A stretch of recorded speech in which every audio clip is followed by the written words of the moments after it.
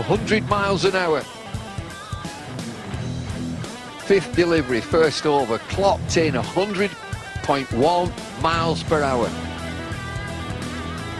We don't get that a lot. Look at that, 97, 97, 96, 96, 97, and then the big 100.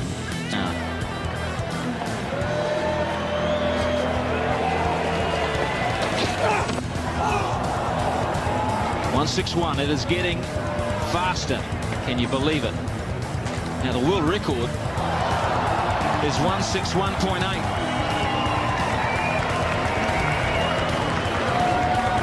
I think the crowd have just realised that there's something special going on out there for Brett. Very